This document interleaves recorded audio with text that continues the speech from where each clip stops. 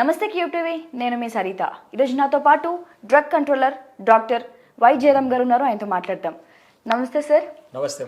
Right, గత 2 రోజుల నుంచి బాగా హాట్ టాపిక్ ఈ బెంగళూరు రేప్ పార్టీలో హేమ గారు ఉన్నట్టు. సో 2 డేస్ నుంచి ఏమంటే ఒక ఫేక్ వీడియో రిలీజ్ చేసినట్టు, ఏదో బిర్యానీ వీడియో లేదా నేను ఇక్కడే ఉన్నాను హైదరాబాద్లో ఉన్నట్టుగా జనాల్ని మబ్బు పట్టించింది. కానీ ఈరోజు తనకి టెస్ట్ చేయంగా పాజిటివ్ వచ్చింది. సో దాని గురించి మీ మాటల్లో. సో ఈ విధంగా డ్రగ్స్ టెస్ట్ చేసినప్పుడు జనరల్గా ఈ రేవ్ పార్టీల్లో హై కల్చర్ ఎండ్లో సాధారణంగా జరుగుతున్న పార్టీలు ఇవి. అయితే పట్టుబడినప్పుడు మాత్రము ఈ విధంగా మనకు మీడియా ద్వారా తెలుస్తుంది. ఫస్ట్ పోలీస్ వాళ్ళు పట్టుకుంటారు, ఆ తర్వాత తెలిసిపోతుంది, మీడియాకు వాళ్ళు తెలిసిపోతుంది దాన్ని ఎవరు పట్టుబడ్డారు లేదని. జనరల్గా పట్టుబడిన వాళ్ళు చాలామంది, అంటే ఇప్పుడు ఈ హిమాయన్ కాదు కానీ హిమాయన్ గారు కాదు కానీ చాలామంది ఏంటంటే అడిక్షన్లో ఉన్నప్పుడు, అలవాటు పడినప్పుడు దాన్ని జనరల్గా వాళ్ళు డినైల్ చేయదు, దాన్ని నాకు సంబంధం లేదని చెప్తూ ఉంటారు. అయితే అది ఉందా లేదా అనేది తర్వాత టెస్ట్లో బయట ఇప్పుడు స్పాట్లో పట్టుబడినప్పుడు పోలీసు వాళ్ళు ఐడెంటిఫై చేసి వాళ్ళ మీద కేసు చేయడం జరుగుతుంది. ఎవరైనా సరే వాళ్ళు వదిలిపెట్టరు పోలీసు వాళ్ళు. ఇటువంటిది డ్రగ్స్ అనేది ఎక్కువ అవుతుంది ఈ మధ్య కాలంలో. కాబట్టి స్పాట్లో పట్టుబడినప్పుడు అక్కడ కేసు బుక్ అవుతుంది, అవన్నీ ఎంటర్ అవుతాయి.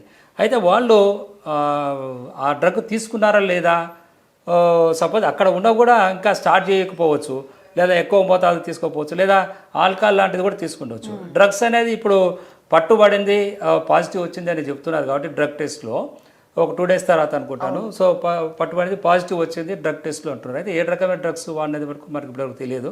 బట్ డ్రగ్ వాడినట్లయితే మనకు ఒక 2-3 వీక్స్ ఏదైనా డ్రగ్స్ వాడినట్లయితే అసలు టెస్ట్ ఇలా చేస్తారు సార్. దాని అంటే నేను విన్న ప్రకారం ఏంటంటే సార్, వాష్రూమ్లో యూరిన్లో ఒకటి అని, లేదా హెయిర్ తీసుకుని శాంపిల్స్ ఒకటని, లేదా బ్లడ్ శాంపిల్స్ తీసుకొని చేస్తారు అనేది నాకు వరకు తెలిసింది. నిజంగా ఇలా చేస్తారు సార్? అంటే తీసుకుంటే 24 అవర్స్ ఉంటుందా, లేక ఎన్ని డేస్ మన బాడీలో అది ఉంటుంది సార్? ఇక ఈ డ్రగ్స్ తీసుకునే శాతము బట్టి ఎన్ని రోజులు ఉంటుందని ఉంటుంది. జనరల్గా 2-3 రోజులు తీసుకునేది అయితే డ్రగ్ డెఫినెట్గా ఉంటుంది.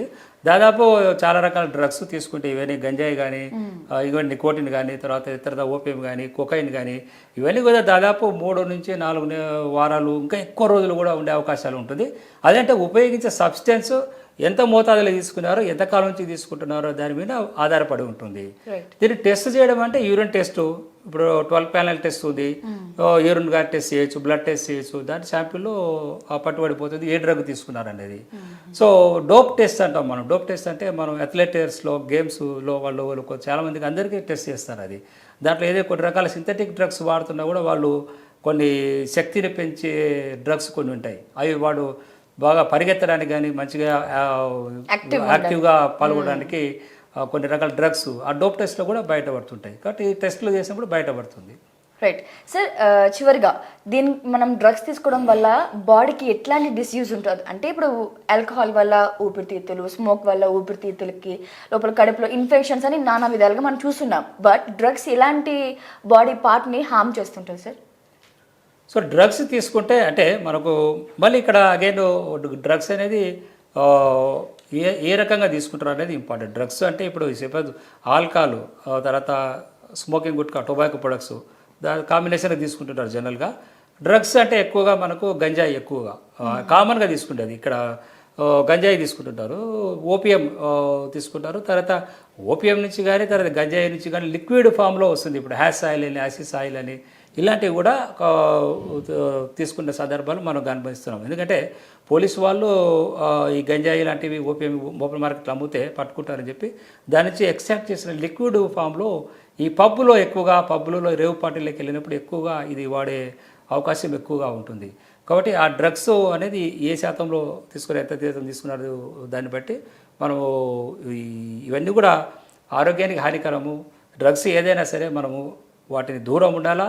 ఎందుకంటే ఎస్పెషల్లీ సెలబ్రిటీస్ ఏమిటంటే వాటిని ఉపయోగించడం వల్ల ఏమైతుందంటే యువత కానీ ఎక్కువగా వాళ్ళకు పెట్టుకుని చెడు వ్యసనాలు మళ్ళీ అవకాశం ఎక్కువగా ఉంటుంది. కాబట్టి మీ ద్వారా నేను సెలబ్రిటీస్కి ఎస్పెషల్లీ ఆ సమాజానికి అందరికీ యువతకు కూడా ఈ డ్రగ్స్కి ఎంత దూరంగా ఉంటే అంత మంచిది అనేది.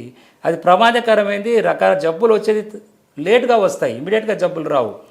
ఆ జబ్బులు ఎందుకంటే ఆల్కహాల్ కానీ ఈ డ్రగ్స్ కానీ రెగ్యులర్గా తీసుకుంటే మానసికమైన జబ్బులు ఫస్ట్ వస్తాయి. మానసికమైన జబ్బులు వస్తాయి అంటే మంచి వాళ్ళు పిచ్చివాళ్ళుగా తయారైపోతారు. ఇంకా చేసే పనులన్నీ రివర్స్గా ఉంటాయి. సో గుండె జబ్బులు, లివర్ జబ్బులు, క్యాన్సర్ జబ్బులు, ఇంకా రకరకాల జబ్బులు, శరీరంలో కణాలన్నీ కూడా దెబ్బతినిపోతాయి. అయితే ఏ డ్రగ్ ఎంతకాలం నుంచి ఉపయోగిస్తున్నారు, సింగిల్ డ్రగ్ వాడుతున్నారా, మల్టీ డ్రగ్ వాడుతున్నారా, బట్టి పర్సెంట్ తేడా ఉంటుంది. జబ్బులు, రకరకాల జబ్బులు వచ్చే అవకాశాలు ఉంటాయి. కాబట్టి ఇటువంటి మత్తు పదార్థాలకు ఎంత దూరంగా ఉంటే అంత మంచిది. Right, thank you sir, thank you so much. Welcome. ఇప్పుడు ఆపరేషన్ లేకుండానే మోకాళ్లకు ప్లాస్మా ట్రీట్మెంట్, మీ ఆర్థోపెటిక్ సమస్యలన్నిటికీ రోబోటిక్ టెక్నాలజీ ద్వారా తక్కువ ఖర్చుతో శాశ్వత పరిష్కారం, ఫ్రీ కన్సల్టేషన్, ప్రతి ట్రీట్మెంట్ పై 20% డిస్కౌంట్. ఈ ఆఫర్ కొద్ది రోజులు మాత్రమే, త్వరపడండి. V9 hospitals 9281465842.